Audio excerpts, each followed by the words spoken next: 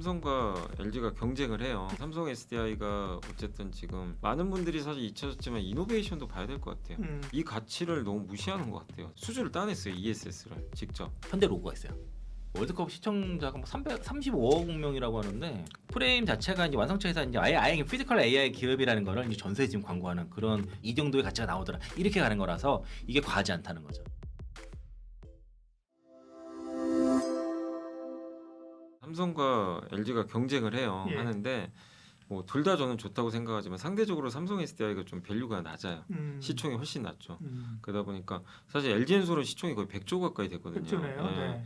삼성 SDI는 SDI는 40조. 네, 48조. 그러니까 훨씬 더 낮은 위치에 있으니까 그래서 그런 면에서 좀 괜찮고 그다음 삼성 SDI가 어쨌든 지금 그 ESS 쪽에서 증설도 지금 적극적으로 하고 있는 것 같고 예. 그래서 저는 SDI 쪽도 한번 주목해볼 필요 있지 않나. 원래는 LG엔솔이 대장은 맞는데 저는 SDI 쪽이 좀 이번 ESS 사이클만 봤을 때는 좀 대장주가 되지 않겠냐 이렇게 생각하고 그리고 많은 분들이 사실 잊혀졌지만 이노베이션도 봐야 될 것 같아요. SK 이노베이션은 거의 거론이 잘 안 되잖아요. 완전히 얘기도 잊혀- 안 해요. 예. 네. 근데 정유 쪽도 사실은 이제 배터리 얘기는 아닌데 정유나 천연가스 사업 하거든요. 이 가치를 너무 무시하는 것 같아요. 사실 굉장한 가치가 있어요. 가치가 분명히 있기 때문에 그것도 주목하시고 아까 말씀드린 대로 미국의 작년에 플랫 아이언한테 그 수주를 따냈어요. ESS를 직접. SK 이노베이션. 예, 이노베이션. 그 추가 공급 얘기도 나와요. 그러니까 안 하는 게 아니에요. 근데 그런 거는 전혀 반영을 또 안 해주더라고요. 그러니까 사실 어떻게 보면 SK 이노베이션 지금 주가에서 사실 저는 하방은 되게 단단하다. 근데 결국엔 ESS 시장 열리면 어차피 다 같이 갈 가능성이 좀 있거든요. 그렇죠. 그런 면에서 약간 아예 안 하면 몰라도. 예, 그렇죠? 다크호스로는 이노베이션도 주목해보자. 그리고 부품 쪽에서는 결국엔 그 양극재 쪽에서는 LFP 양극재 하는 회사가 유일하게 저기 LNF밖에 없죠. 네. 근데 LNF는 테슬라 향이 많아요. 예, 예. 그 테슬라랑 좀 연동된다는 거 보시고 리튬 쪽은 포스코홀딩스. 뭐 국내 대표 기업이고 포스코홀딩스를 좀 주목하는 것 중에 하나는 결국 아르헨티나에 호수를 갖고 있으니까 리튬 호수. 이거는 안보 자산으로 저는 생각을 하거든요. 예. 중국을 대체하니까 그런 면에서 괜찮고 마지막으로 좀 중소형주인데 한중 NCS 여기가 삼성 SD 그러니까 ESS 딱 보시면 그 안에 배터리들 들어가 있는데 요게 이제 열기가 뜨거우면 안 되거든요. 그래서 그거를 그 순행식 있죠 물로 냉각시켜요. 그거 하는 솔루션 하는 회사가 이제 한중 NCS인데 원래 이 회사가 내연기관 부품도 하거든요. 자동차 네. 이거 이제 사업 다 정리하면 순수 ESS 회사로 완전히 바뀌게 됩니다. 근데 주로 삼성 SDI 공급을 해요. 그래서 SDI랑 같이 갈 거고 인디애나에 거기 삼성 SDI 공장이 있는데 이게 올해 상반기에 준공되면 내년부터 아마 거기 인디애나에서 삼성 SDI로 아마 직납을 할 것 같아요. 그런 것들이 있기 때문에 ESS 관련된 요새 좀 주가 이렇게 좀 부진할 때 한번 고민해 보시면 좀 좋을 것 같습니다. 거기다가 지금 이 2차 전지에 대한 전반적인 시각 자체가 또 약간 수급이 좀 저쪽으로 쏠리다 보니까 네. 포스코홀딩스도 좀 파는 것 같고 그리고 포스코홀딩스는 결국 배터리를 만드는 또 회사는 아니다 보니까 리튬이라는 거에 좀 한정돼 있잖아요. 그러다 보니까 일단 여기서 좀 팔고 다른 쪽으로 가자는 좀 심리도 있는 것 같아요. 근데 저는 반대로 그래서 기회인 것 같아요. 본업인 철강이 받쳐주는 가운데 그 제가 놀랬던 게 3월 월별 실적이 나왔더라고요. 그때 실적 발표할 때 아르헨티나 염호에서 드디어 흑자 전환했어요. 돈 벌기도 시작을 했어요. 그러니까 이건 굉장히 의미가 있잖아요. 드디어 그러니까 23년도에 포스코홀딩스 정말 광풍이었잖아요. 그때는 리튬으로 돈 벌 때도 아닌데 기대감. 거죠. 예. 근데 지금은 현실이잖아요. 그래서 근데도 주가는 그때보다 반밖에 안 돼요. 그러니까 저는 지금은 또 기회가 아닌가 이런 생각을 좀 하고 있습니다. 네. 아마도 월드컵 가면은 이제 시축하지 않을까라는 생각이 드는데. 그럴 가능성이 있네. 네. 네. 그러니까 이제 그 현대차 그룹이 1999년부터 2003년까지 피파 공식 파트너입니다. 이제 이거 지난 3월달에 이미 손흥민과 같이 이제 그 착각하는 그 영상을 좀 찍었었고요. 네. 그래서 이제 손흥민가 뭔가 하지 않을까라고 생각이 드는데 이제 일단 보스턴 다이나믹스와 현대차 그 유튜브 채널에서 어쨌든 그 아틀라스의 축구 여정 시작이라는 게 올라왔고 손흥민 선수와의 콜라보 세레머니 공개가 일단 됐고요. 북중미 월드컵이 6월 11일부터 7월 19일까지입니다. 그러면 이 기간 동안에 뭔가 많이 나오겠죠. 그전까지. 예. 네. 그러니까 아틀라스가 등장했을 때 그러면 이제는 그 아틀라스 그 영상을 잘 보면은 현대 로고가 있어요. 음. 그러면 전 세계 아마 그 월드컵 시청자가 뭐 35억 명이라고 하는데 뭐 목표 주가 뭐 최근에 120만 원 나오고 불케이스는 170만 원도 있지만은 네. 이게 이제 프레임 자체가 이제 완성차에서 이제 아예 피지컬 AI 기업이라는 거를 이제 전세에 지금 광고하는 그런 효과가 있는 거고 예. 영상이 올라온 날 주가가 좋긴 좋습니다. 실제로. 음. 그리고 그 준비하는 영상들을 보면서 와 이제 그러니까 피지컬로는 정말 가장 뭐 완벽하다라고 그렇게 좀 느껴졌고 그리고 이게 아마 월드컵 기간에 좀 여러 가지 되게 깜짝 놀랄 만한 것들을 좀 보여줄 거로 좀 기대하고 있습니다. 그러네요. 네. 최고가가 KB에서 120만 원이고 최저가 신형에서 63만 원인데 대체로 이제 평균은 81만 7천 원 정도입니다. 그리고 이제 전원 다 매수인데 대체로 이제 퍼가 올라가고 있어요. 그 10배에서 12배가 최근에는 이제 17배에서 23배까지도 올라가는데 그 가장 높게 친 게 KB증권에서 5월 28일에 목표가 80에서 120만 원으로 상향을 해서 전체 증권사 이제 뭐 최고치를 했는데 이거 아마 120만 원 가지고 영상 많이들 올라왔더라고요.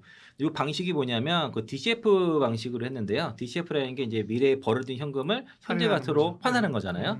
요게 이제 할인율 7.5%를 적용해서 하고 또 보스턴 다이내믹스의 가치를 STOP 방식으로 합산을 하니까 그 임플라이드 퍼가 33.9배가 나오더라예요. 그런데 이게 그 퍼 20배, 18배 이렇게 주는 거랑 다른 이유가 미래에 벌어진 현금을 현재 가치에서 환산해 보고 그 지분 가치를 이렇게 환산해 보니까 그게 33.9배 정도 되더라는 거잖아요. 그러니까 이제 높은 퍼를 주는 방식입니다. 이게 높은 밸류를 줄 때 정당화하는 방식이에요. 그러니까 순서가 다른 거예요. 이러이러 비교국가 가치 얼마 주는 게 아니라 지금 이 회사가 앞으로 벌어들일 걸 가치를 현재 환산을 그 할인율을 적용해 환산해 보니까 이 정도의 가치가 나오더라. 이렇게 가는 거라서 이게 과하지 않다는 거죠. 그래서 그리고 보스턴 다이내믹스 지분 가치도 128조에서 134조로 상향을 한 거고요. 이거는 이제 2035년 휴머노이드의 전체 대수의 15%를 점유할 것이고 금액 기준으로는 44.3%를 점유한다. 이렇게 지금 산정을 한 겁니다. 또 이제 알파마요를 도입하게 되면은 장기 그 OPM이 한 3% 자동차 쪽 3%에서 4.5% 올라간다 이런 거고. 그래서 불케이스가 퍼 47.9배로 170만 원, 베이스가 120, 베어가 이제 19.9배로 70만 원 이렇게 지금 한 거고. 베어에서도 현재가입니다. 네, 그러네요. 그리고 이제 그 시총이 이게 아마 삼성증권에서 얘기했던 것 같은데 그 도요타가 한 440조 정도 되는데 이를 아마 향후에 초과할 거다라고 얘기를 하는데 현재 이게 초과가 뭐냐면 현대차만 가지고 한 게 아니라 기아까지 합산한 걸로 보여집니다. 그 현대차랑 기아를 합산해서 대략 200조 정도 되는데 요거는 향후에 이제 그 도요타를 넘어갈 거라는 거고 그리고 자율주행에서도 지금 자체 브랜드도 하면서 파운드리 사업도 같이 하죠. 이제 이게 이제 병행이 될 거라서 이를 통해서 이제 향후에 이제 도요타를 넘어간다 이런 얘기를 하고 있습니다. 목이 찼죠. 그렇죠, 네. 10배, 12배 수준이니까. 예. 그러니까 피지컬 AI로 펄을 달래주는 거고 신한에서 23.6배 줬고요. 삼성에서 20.5배, 유진에서 20배 줬고 네. 현대차증권에서 18.3배, 메리츠에서 18.1배 줬는데 아까 이제 KB만 DCF 방식으로 33.9배를 준 거예요. 그 방식이 좀 다른 거고 똑같이 그냥 퍼 33배 줬다 이렇게 보시면 안 돼요. 방식이 달라요. 네네. 이유가 그 빅테크들은 AI 기술이 있는데 제조 기술이 없죠. 60년간의 제조 기술 노하우를 갖고 있는 게 이제 현대차고 또 로봇 기술도 있다 보니까 그러면은 빅테크들이 로봇 사업을 하기 위해서는 테슬라를 빼고 중국과는 협력하기가 만만치 않잖아요. 그러면 결국에는 현대차와 보스턴 다이내믹스를 지나쳐야 된다는 거죠. 그러니까 테슬라를 뺀 그 유일한 대안이 현대차와 보스턴 다이내믹스 구조라는 겁니다. 여기를 거쳐서 그러니까 빅테크들이 지금 자꾸 현대차랑 협력하려고 자꾸 하는 거고 엔비디아도 그런 거고 구글도 그런 거라고 볼 수 있을 것 같고요. 그리고 이게 그 자회사가 그 피지컬 AI ETF랑 같다는 게 삼성증권에서 이제 얘기를 했는데 이게 무슨 얘기냐면은 과거에는 자회사들을 막 키우느라고 자금이 부담이 됐죠. 보스턴 다이내믹스도 마찬가지고. 그런데 그 뭐 보스턴 다이내믹스, 기아, 모비스 등등이 다 실적 성장. 아직은 보스턴 다이내믹스 적자지만은 뭐 현대 모비스부터 해서 자회사들이 다 실적으로 성장하게 되니까 이게 모든 수혜를 다 현대차가 고스란히 다 받는 구조가 됐다는 겁니다. 그래서 자회사가 피지컬 AI ETF랑 비슷하다. 이 얘기를 이제 삼성증권 이운영 위원이 한 거고 또 엔비디아의 1순위 파트너잖아요. 이제 그러니까 6월 1일에 그렇죠. 이제 젠스랑이 현대차를 협업 파트너, 핵심 파트너라고 명시를 했어요. 그게 이제 피지컬 AI 상용화에서 가장 강력한 상징이라 그렇게 볼 수 있겠고, 이게 알파마이어 2 슈퍼 같은 경우도 그 파라미터가 320억 파라미터거든요. 이걸 이제 도입을 하게 됩니다. 이제 또 본업도 일단 1분기가 실적은 좀 컨센 하회했지만 여전히 견조해요. 1분기에 글로벌 전기차 성장률이 마이너스 2% 역성장에도 불구하고 현대차 그룹 전체로는 21.7% 상승이 성장이 나왔습니다. 그리고 특히 그 하이브리드 같은 경우가 좀 잘 팔리고 역대급으로 잘 팔리고 있고 5월달에도 지금 현대기아 미국에서 하이브리드 역대급 판매 성적 나왔습니다. 그러니까 이제 본업 자체는 견조하다는 거죠. 이런 캐시카우를 가지면서 미래 사업도 좀 투자할 수 있는 그런 여력이 있는 것이고 그리고 이게 지금 그 메리츠 김윤선 애널이 좀 재밌는 표현을 쓴 게 지금 이게 월드 모델과 자동차 유튜버 이런 얘기를 했거든요. 그러니까 현대차는 뭐 자동차 유튜버다 뭐 이런 식의 워딩을 했는데 지금 그 월드 모델이라는 게 그 현실 세계의 물리 법칙이 작용하는 가상 세계거든요.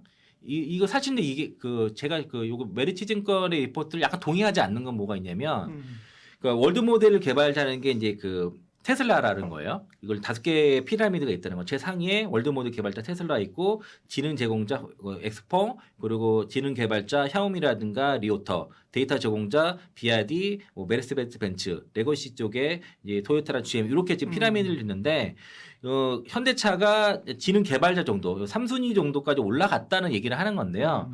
근데 사실 지금 보스턴 다이내믹스 같은 경우 현대차 같은 경우에는 이 월드모델을 통해서 가상 세계에서 하루 동안 학습한 걸 그대로 현실에서 구현을 하고 있거든요. 월드모델을 가지고 있어요. 그러니까 사실 테슬라랑 동급이라고 봐야 되는데 약간 차이는 있습니다만은 어쨌든 물리 세계의 그 시퀀스 데이터를 자동차가 다 수집을 하는 거고 이거 카메라를 다 찍잖아요. 그게 약간 유튜버랑 비슷하다 이 얘기를 하는 겁니다. 그래서 이제 이게 자동차가 단순하게 어떤 운송 수단이 아닌 그러니까 범용 인공지능의 사실 가장 병목이 데이터 수집인데 이를 수집하는 역할을 한다는 얘기를 하고 있고 현대차가 그걸 갖고 있지 않습니까? 또 이제 사실 저는 현대차가 사실 테슬라랑 비교를 하는 데 있어서 이 기술력은 충분히 하다고 보는데 아직까지 좀 보수적으로 좀 보는 게 있다. 그렇게 보고 있고요. 그리고 신한에서도 자동차 제조사에서 피지컬 AI 플랫폼 기업으로서 얘기를 하고 있는데 인프라 자체가 AI 인프라 자체는 중국보다 위에 있다. 이렇게 좀 보고 있습니다.